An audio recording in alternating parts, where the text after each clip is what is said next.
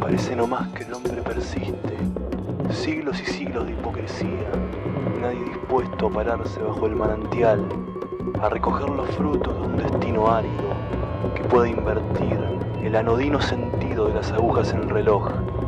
Ningún valiente que pueda hacer escuchar sus gritos, que hablen de una tierra tenue que solo pare iras, que hablen de una boca hambrienta que le niega migajas a 1000 bocas, que hablen de muerte bajo el sol rojo.